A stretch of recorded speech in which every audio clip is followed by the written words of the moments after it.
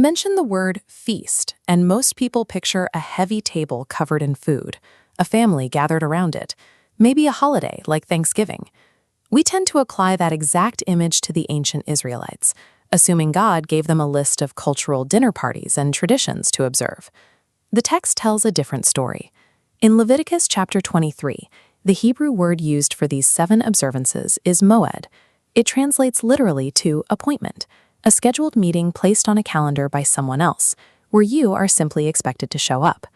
The origin of this calendar begins in Egypt. After 400 years of enslavement, God orchestrated the rescue of the Israelites, and in Exodus chapter 12, right before they are set free, he commands them to reset how they measure time itself, telling them, "This month shall be for you the beginning of months." This specific layout reveals the mathematical architecture of that new calendar. It follows a highly deliberate geometric symmetry across the seasons: 3 appointments clustered in the spring, 1 single appointment in the summer, and 3 appointments clustered in the fall. These slots on the timeline actually predict specific historical events. God looked at the future of salvation and scheduled 7 absolute meetings, ensuring that every major milestone would lock into a specific date on this schedule. This calendar functions as the blueprint of human history, charting the exact sequence of events that define the story of salvation. The first appointment on the schedule is Passover. On the 10th day of the first month, a family selects a lamb. They keep it in the home for 4 days to inspect it for defects. On the 14th day, it is slaughtered. Its bones remain entirely unbroken, and its blood is applied to the home with a common wild plant called hyssop. 13 centuries later, Jesus rode into Jerusalem on the exact 10th day of the first month. He was intensely questioned by Roman authorities and religious scholars for exactly 4 days, and no fault was found. On the 14th day, at the hour the Passover lambs were being slaughtered, he was crucified. Not a single bone in his body was broken. When he was offered sour wine, it was lifted to his mouth on a branch of hyssop. The very next day is the Feast of Unleavened Bread. Every crumb of yeast, representing corruption and sin, is swept out of the house. Jesus was buried on the first day of this feast, placing a sinless body, completely free of corruption, in the earth. On the Sunday during this week, a farmer walks into a barley field, cuts the very first sheaf of the spring crop, and the priest waves it before the Lord.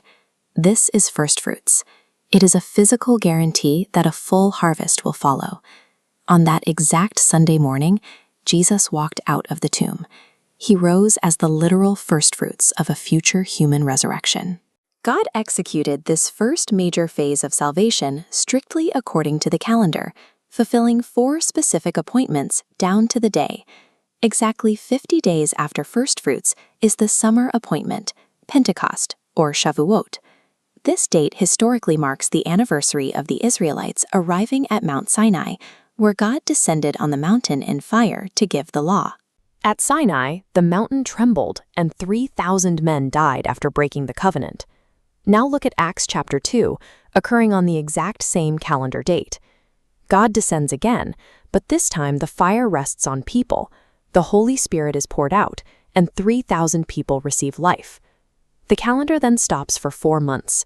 This great silence stretches through the agricultural year, a period designated strictly for the heavy work of harvesting crops. The workers stayed in the fields from sunrise to sunset to bring in the grain before the fall rains arrived. This agricultural gap represents our current era of human history. We are living in the long harvest season, gathering souls before the final 3 appointments on the schedule begin. The silence finally breaks on the first day of the 7th month with the Feast of Trumpets. Every other appointment looks back at a clear historical event, but this one is a sudden alarm with no historical backstory. The only instruction is to sound the shofar and the cymbal. New Testament prophecy links this specific alarm to a future moment, the Lord descending from heaven with a cry of command and the sound of the trumpet of God. It signals the arrival of the King. 9 days later is the Day of Atonement. The entire nation fasts in complete silence while the high priest works alone inside the sanctuary. He symbolically transfers the accumulated sins of the people onto a scapegoat, which is led far out into the wilderness to permanently remove the contamination. 5 days after that solemn cleansing, the calendar commands pure joy.